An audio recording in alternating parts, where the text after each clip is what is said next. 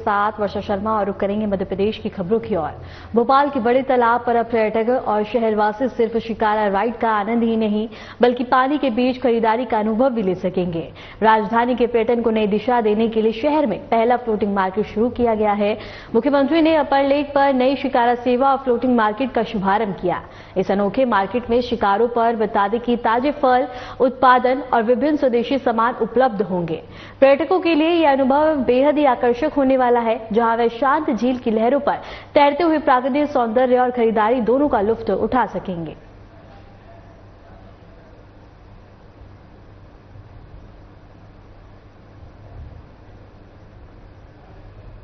और भोपाल में पर्यटन को नई उड़ान देखने को मिली है। शिकारा पर्यटन को बढ़ावा मिला है। शिकारा सेवा का शुभारंभ किया गया। अपर लेक पर बता दें कि नई शिकारा सुविधा देखने को मिली है।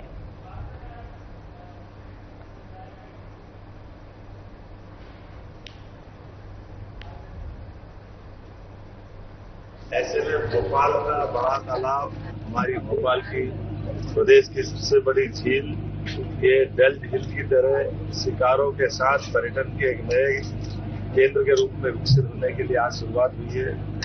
20 से ज्यादा शिकारे, जिसमें जो कश्मीर के अंदर एहसास कराते शीतकाल में ये अद्भुत सौगात हेमंत ऋतु में भोपाल के माध्यम से प्रारंभ हुई है। ये हमारे अपने भोपाल से पर्यटकों के लिए एक नया केंद्र डेवलप हो रहा है। यद्यपि टाइगर अभयारण्य के नाते से भोपाल को गत वर्ष की बड़ी सौगात मिली थी।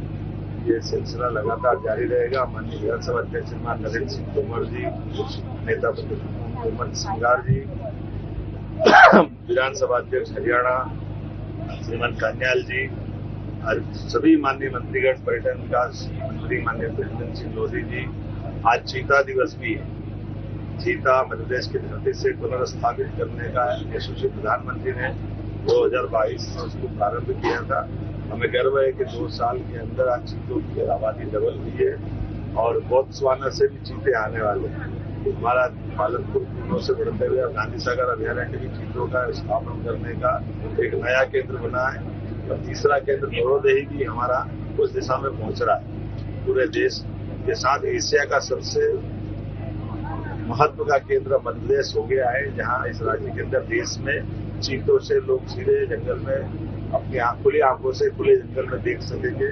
मेरी अपनी ओर से पर्यटकों की दृष्टि से खासकर कितना अच्छा लगता है, जो शिकारों के अंदर सब्जियां मिल रही है, नए के कपड़े मिल रहे हैं, अलग अलग प्रकार के हस्तशिल्प के उत्पाद बेचने के लिए 200 से ज्यादा हमारे माझी समाज के लोगों को रोजगार का ये केंद्र बना। पर्यटन के केंद्र के साथ साथ इस प्रकार की गतिविधि चलाने से सरकार की जीवंतता भी दिखाई देती है और उत्साहवर्धन भी होता है और नैसर्गिक सौंदर्य का ये अद्भुत केंद्र है। मेरी अपनी ओर से अंतर्राष्ट्रीय चीता दिवस के अवसर पर श्योपुर के कोरो नेशनल पार्क में चीतों की पुनर्स्थापना का विशेष कार्यक्रम आयोजित किया गया। कार्यक्रम में मुख्यमंत्री मोहन यादव ने बता दें कि शिरकत की और संरक्षण कार्यों की सराहना करते हुए अधिकारियों और वन्यजीव प्रेमियों को प्रेरित किया। उन्होंने कहा कि ऐसे प्रयास न केवल जैव विविधता को सुरक्षित रखते हैं बल्कि पर्यावरण संरक्षण और पर्यटन को भी बढ़ावा देते हैं। कार्यक्रम में पार्क के अधिकारियों ने चीतों के स्वास्थ्य और सुरक्षित वातावरण सुनिश्चित करने के लिए उठाए जा रहे कदमों की जानकारी भी दी।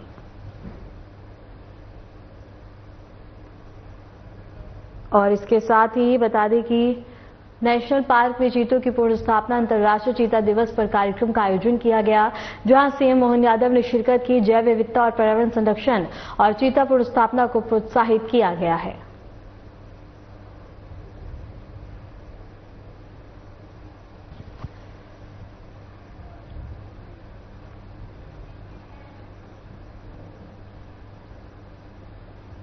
एसआईआर के खिलाफ विपक्ष के विरोध को लेकर प्रदेश के उप मुख्यमंत्री राजेंद्र शुक्ला ने कांग्रेस प्रति का हमला बोला। उन्होंने कहा कि कांग्रेस नेताओं की गतिविधियों को देखकर साफ पता चलता है कि पार्टी देश की राजनीतिक परिदृश्य में लगातार कमजोर होती जा रही है। उप मुख्यमंत्री शुक्ला ने कहा कि विपक्ष से अपेक्षा की जाती है कि वह रचनात्मक भूमिका निभाए, लेकिन अक्सर वह बेबुनियादी आरोपों का सहारा लेता है। उन्होंने आरोप लगाया कि कांग्रेस ये मानती है कि ऐसे विरोध और बयानबाजी से उसे राजनीतिक लाभ मिलेगा, जबकि ये केवल उसकी हताशा को दर्शाता है।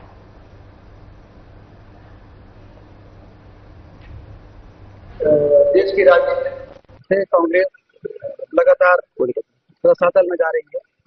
विपक्ष से उम्मीद होती है गंभीर भूमिका का निर्वहन करें, तर्कों के आधार पर विधानसभा में अपनी बातें रखें और आधारहीन आरोप लगाकर और यदि ये सोचते हैं कि उनके राजनीति में कुछ उनको लाभ मिल सकता है, ये उनकी गलतफहमी है और इसीलिए कुंठा में ग्रस्त कांग्रेस इस प्रकार की हरकतें विधानसभा के बाहर करती है। नर्मदापुरम जिले के गांव के किसान योगेंद्र पाल सिंह सोलंकी ने एक बार फिर अपनी कलाकारी का अनूठा नमूना पेश किया। रूस के राष्ट्रपति पुतिन के भारत दौरे पर उनके स्वागत के लिए किसान ने 9 प्रकार के अनाजों का उपयोग कर पुतिन और प्रधानमंत्री नरेंद्र मोदी की तस्वीर बनाई। इसके जरिए उन्होंने दुनिया को परमाणु खतरे और अनाज की सुरक्षा का संदेश दिया। किसान योगेंद्र पाल ने तस्वीर बनाने के लिए जो धान, बाजरा, तिल, चावल, कनकी और बतादे की प्रयोग किया है, उन्होंने भारत की कृषि प्रधान संस्कृति को दर्शाते हुए मेहमानों की बतादे की अफगाई का यह विशेष तरीका चुना। तस्वीर के साथ ही किसान ने अनाजों से एक पत्र भी लिखा है। इसमें उन्होंने परमाणु शक्तियों से होने वाले दुष्परिणामों और अनाज के अस्तित्व पर मंडराते खतरे को दर्शाया। उनका कहना है कि परमाणु हमले से इंसान के साथ साथ अनाज और जीव जंतुओं का भी नुकसान होता है। उन्होंने श्रीमद् भागवत गीता के 3 अध्याय के 4 श्लोक का हवाला देते हुए अन्न की महत्ता बताई और अपील की कि परमाणु संपन्न देशों के मुखिया अनाज की सुरक्षा के लिए दुनिया का मार्गदर्शन करें।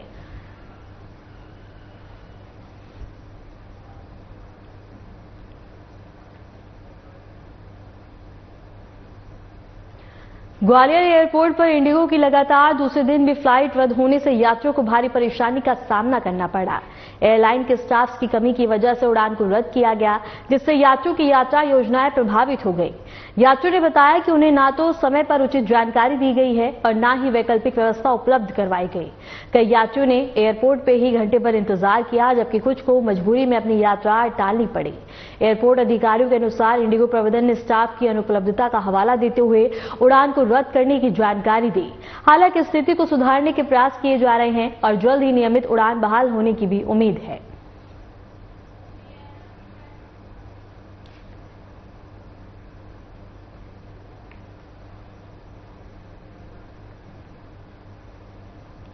भोपाल में मेट्रो का इंतजार अब खत्म होने जा रहा है। शहर की पहली मेट्रो सेवा शुरू होने से पहले बड़ा अपडेट सामने आया। मेट्रो कॉर्पोरेशन ने किराया तय कर दिया है और खास बात यह है कि उद्घाटन के बाद पहले ही सप्ताह यात्रियों को 100% की छूट दी जाएगी, यानी शुरुआती दिनों में भोपालवासी बिल्कुल फ्री मेट्रो की यात्रा कर सकेंगे। जानकारी यह भी मिल रही है कि उद्घाटन प्रधानमंत्री नरेंद्र मोदी कर सकते हैं, जिसके लिए तैयारियां तेज कर दी गई हैं। स्टेशन से लेकर कोच तक फाइनल ट्रायल रन किए जा रहे हैं और सिक्योरिटी ऑडिट भी अंतिम चरण में है। मेट्रो का किराया भोपाल के अलग अलग कॉरिडोर के हिसाब से सैलान में तय किया गया है, ताकि रोजाना यात्रा करने वाले यात्रियों पर अतिरिक्त बोझ न पड़े। अधिकारियों के मुताबिक मेट्रो शुरू होने से शहर के ट्रैफिक दबाव में बड़ी राहत मिलेगी और लोगों को तेज, सुरक्षित और आरामदायक यात्रा विकल्प मिल सकेगा। उद्घाटन के बाद पहले सप्ताह की 100% फ्री राइड स्कीम को लेकर यात्रियों में खासा उत्साह है। वहीं प्रशासन ने उद्घाटन कार्यक्रम को भव्य बनाने के लिए सुरक्षा व्यवस्थाओं पर विशेष ध्यान दिया है।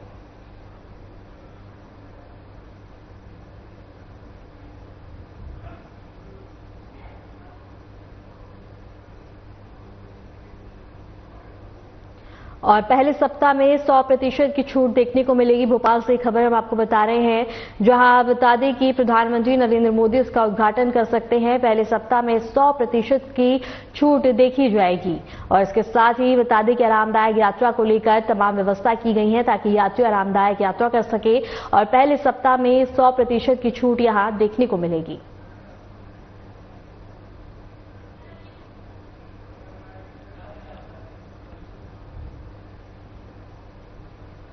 भोपाल से एक चौंकाने वाली घटना सामने आई है, जहां पड़ोसी विवाद ने हिंसा का रूप ले लिया। एक महिला पर उसके पड़ोसी ने ईंट और पत्थरों से हमला कर दिया। हमला इतना अचानक और खतरनाक था कि महिला को खुद को बचाने का मौका भी नहीं मिला।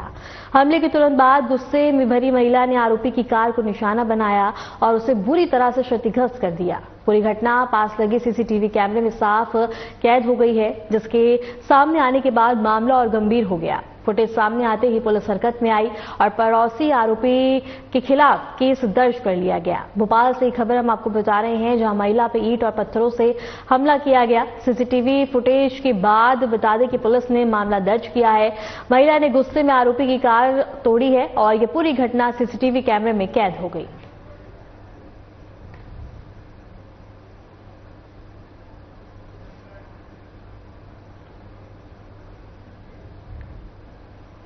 भोपाल में विधानसभा की सुरक्षा पर सवाल खड़े हो गए। शीतकालीन सत्र चल रहा है और इसी दौरान विधानसभा परिसर के अंदर चंदन के पेड़ों की चोरी का मामला सामने आया।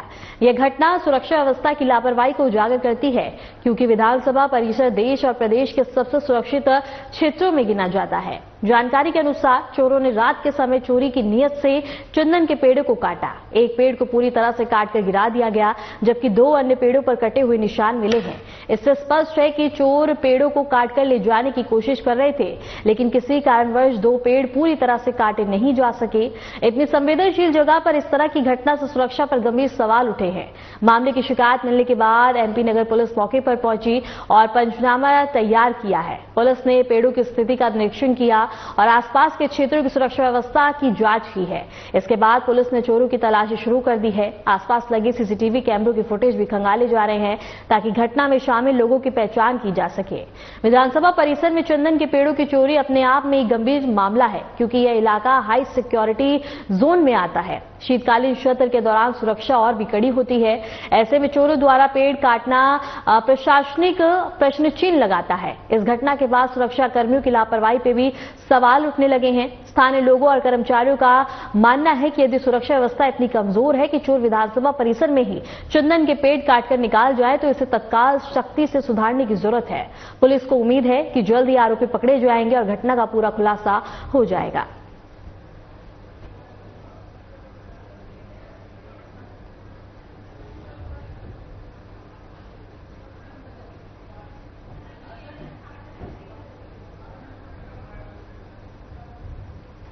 मध्य प्रदेश के खाद्य और आपूर्ति मंत्री गोविंद सिंह राजपूत ने एसआईआर पर अजीबोगरीब बयान देकर सनसनी फैला दी। दरअसल उन्होंने कहा कि मतदाता सूची में जो नाम नहीं जुड़ जाएगा, उनको राशन और सरकारी सुविधा मिलना बंद हो जाएगी। मंत्री के इस बयान के बाद से लोगों में हड़कंप मचा हुआ है। वहीं राजनीतिक गलियारों में भी सियासी हलचल अब तेज हो गई है। एमपी के खाद्य और आपूर्ति मंत्री गोविंद सिंह राजपूत सागर जिले की सुर्खी विधानसभा पहुंचे थे, जो आयोजित कार्यक्रम में उन्होंने ऐसा बयान दे दिया जो इस समय सुर्खियों में है। मंत्री गोविंद राजपूत ने कहा कि अभी गांव में मतदाता सूची में नाम जोड़ने का काम चल रहा है। सभी से अनुरोध है कि वोटर लिस्ट में नाम जरूर जुड़वा लें, क्योंकि मतदाता सूची में इस पर नाम अलग प्रकार से जुड़ रहा है। इसके आगे उन्होंने कहा कि अगर वोटर लिस्ट में नाम नहीं जुड़वाओगे तो आपको राशन, आधार कार्ड और अन्य सुविधाएं मिलना बंद हो जाएंगी। 5 से 6 दिन का समय है, समय निकालकर अपना नाम जरूर जुड़वा लेना। हाँ, हमारा भी नाम जुड़ रहा था और हमने अपना फॉर्म जमा कर दिया है। मंत्री के इस बयान का वीडियो सोशल मीडिया पर अब तेजी से वायरल हो रहा है, जो लोगों के बीच चर्चा का विषय बना हुआ है। उन्होंने कहा क्योंकि एसआईआर की प्रक्रिया का उद्देश्य मतदाता सूची को अपडेट, सटीक और पारदर्शी बनाना है। इस अभियान के तहत सभी योग्य मतदाताओं को सूची में शामिल किया जाएगा और उन नामों को हटाया जाएगा जो गलत तरीके से दर्ज है, जबकि एसआईआर प्रक्रिया से राशन कार्ड में नाम कटने का प्रावधान ही नहीं है।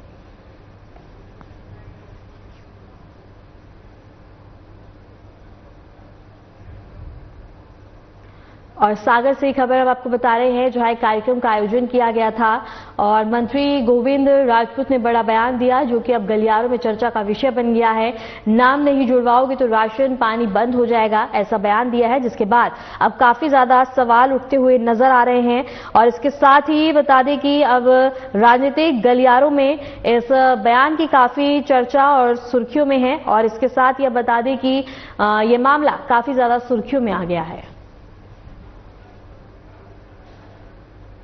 अभी गांव में मतदाता सूची का नाम चल रहा है जुड़ने का। सभी से हमारा अनुरोध है कि मतदाता सूची में नाम जरूर जुड़वा लें, क्योंकि मतदाता सूची में नाम इस बार अलग प्रकार से जुड़ रहा है। अगर नहीं जुड़वा पाओगे तो आपके राशन पानी, आपका आधार कार्ड वगैरह सुविधाएं मिलना बंद हो जाएंगी। इसलिए 5-6 दिन का समय है। जिन जिन के भी जगह हो, सब लोग 1-2 दिन समय निकालकर अपना नाम जरूर जुड़वा लेना। हमारा भी कल नाम जुड़ रहा था गांव जेरई में, तो हम अलग से दस्तखत करके आए हैं, अपना फार्म जमा करके आए हैं। एमपी एमएलए कोर्ट जबलपुर ने आपराधिक मानहानि के मामले में मध्य प्रदेश विधानसभा के नेता प्रतिपक्ष उमंग सिंगार, पूर्व नेता प्रतिपक्ष राहुल सिंह और पूर्व कैबिनेट मंत्री लाखन के खिलाफ नोटिस जारी किया। अदालत ने 16 जनवरी तक उन्हें अपने जवाब के साथ कोर्ट में पेश होने के आदेश भी दिए हैं। जानकारी के मुताबिक विजय पांडे जबलपुर स्वास्थ्य विभाग में जिला कार्यक्रम अधिकारी के पद पर पदस्थ थे। जबलपुर पूर्व विधानसभा से कांग्रेस विधायक लाखन ने आरोप लगाया था कि विजय पांडे ने फर्जी मार्कशीट के आधार पर रिश्वत देकर नौकरी पाई है। दरअसल विजय पांडे की नियुक्ति 2008 में डाटा एंट्री ऑपरेटर के रूप में हुई थी और उन्होंने कुछ परीक्षाएं ओपन परीक्षा के माध्यम से दी थी। उनकी डिग्री पर विधायकों ने सवाल खड़े कर दिए थे। कांग्रेस विधायक लाखन ने इस मुद्दे को मध्य प्रदेश विधानसभा में भी उठाया। मध्य प्रदेश विधानसभा में नेता प्रतिपक्ष उमंग सिंगार और अजय सिंह राहुल ने इस मुद्दे पर सरकार से जवाब मांगा। इस मुद्दे पर विधानसभा में हंगामे के बाद नेताओं ने विधानसभा से वॉकआउट कर दिया था। इसके बाद प्रेस कॉन्फ्रेंस कर विजय पांडे की नियुक्ति पर सवाल उठ गए थे। यह घटना 5 अगस्त 2025 की है। एमपी एमएलए कोर्ट के जज जीके सूत्रकार ने अपने आदेश में लिखा है कि एनएसएस की धारा 223 के तहत इस मामले में इन तीनों विधायकों को जवाब देना होगा। कोर्ट ने 16 जनवरी तक उन्हें अपने जवाब के साथ कोर्ट में पेश होने के आदेश भी दिए हैं। एडवोकेट का कहना है कि इस मामले में विधायकों को 2 साल तक की सजा भी हो सकती है।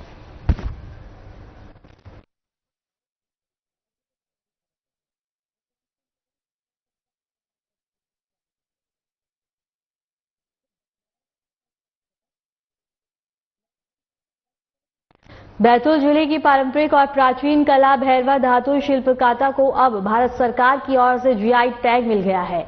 चेन्नई स्थित बौद्धिक संपदा अधिकार ने इस अनोखी कला को जीआई टैग प्रदान किया। इसके साथ ही ये कला राष्ट्र ही नहीं बल्कि अंतर्राष्ट्रीय स्तर पर भी अपनी अलग पहचान बना चुकी है। भैरवा धातु शिल्पकला बैतूल की एक बेहद ही पुरानी और अनोखी कला है। इस कला में पंचधातु का उपयोग किया जाता है। 5 अलग अलग धातु को पिघलाकर उससे आकर्षक और बारीक शिल्प तैयार किए जाते हैं। धातु के इस विशेष मिश्रण और कलाकारों की कुशलता से तैयार की गई कलाकृतियां अपनी खूबसूरती और मजबूती के लिए विख्यात है। भैरवा कला की सबसे लोकप्रिय और प्रसिद्ध कलाकृतियों में से एक बता दें कि यह कलाकृति न केवल बैतूल बल्कि पूरे मध्य प्रदेश की शिल्प परंपरा की प्रतिनिधित्व करती है। इसकी सुंदरता और बारीक डिजाइन देखते ही बनती है। इसी वर्ष मध्य प्रदेश यात्रा के दौरान भारत के प्रधानमंत्री नरेंद्र मोदी को भी भैरवा कला से बनी एक विशेष मोर की कलाकृति भेंट की गई थी। यह कलाकृति मुख्यमंत्री डॉक्टर मोहन यादव ने मंच पर स्वयं प्रधानमंत्री को सौंपकर बैतूल की इस परंपरागत कला को राष्ट्रीय मंच पर गौरव दिलाया था। इस सम्मान के बाद भैरवा कला की चर्चा देश भर से और भी ज्यादा अधिक बढ़ गई है।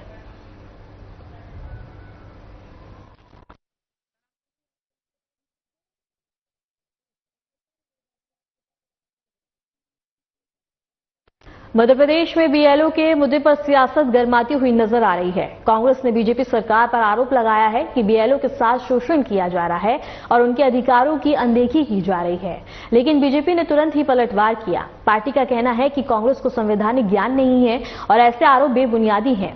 सियासत के गलियारों में यह मामला अब चर्चाओं का विषय बन गया है। आने वाले दिनों में बीएलओ की समस्याओं और राजनीतिक आरोप प्रत्यारोप पर क्या हल निकलेगा ये देखने वाली बात होगी, लेकिन यह मामला काफी ज्यादा तूल पकड़ता जा रहा है। एमपी में बीएलओ के मुद्दे पर सियासत गरमाई हुई है। कांग्रेस ने बीजेपी पर आरोप लगाए हैं। बीएलओ का शोषण हो रहा है, कांग्रेस की ओर से आरोप लगाया गया तो वहीं बीजेपी ने पलटवार करते हुए कहा कि कांग्रेस को संवैधानिक का ज्ञान ही नहीं है।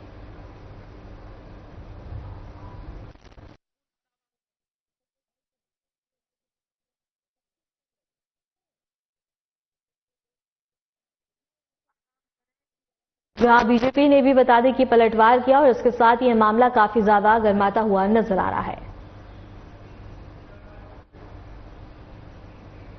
पौष कृष्ण पक्ष के शुभ अवसर पर महाकालेश्वर मंदिर में भक्तों का हुजूम देखने को मिला।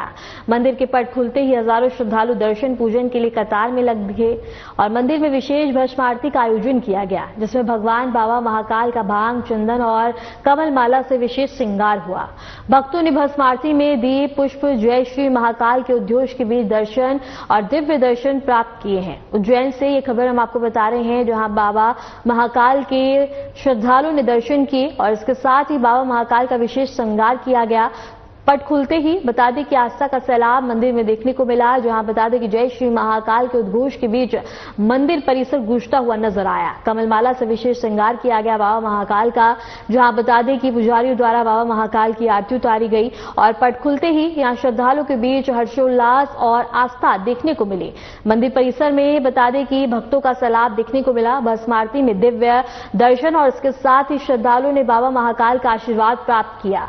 और इसके साथ ये खबर हम आपको उज्जैन से बता रहे हैं, जहां भस्म आरती से बाबा महाकाल की आरती उतारी गई और इस दौरान बता दें कि श्रद्धालुओं ने यहां बढ़ चढ़कर हिस्सा लिया। श्रद्धालुओं में हर्षोल्लास और आस्था की लहर यहां देखने को मिली। कमलमाला से विशेष श्रृंगार किया गया बाबा महाकाल का।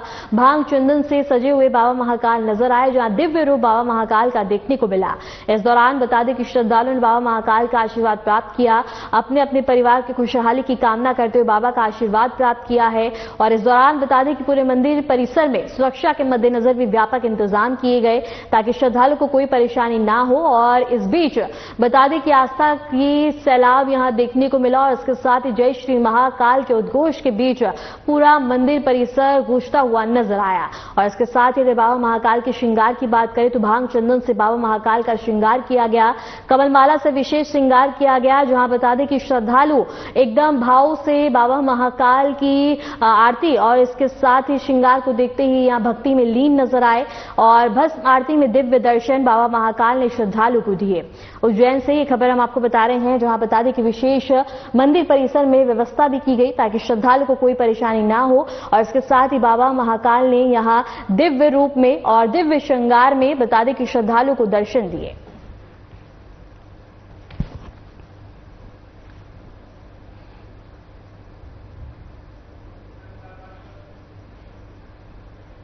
फिलहाल के लिए मध्य प्रदेश की खबरों में इतना ही। नमस्कार।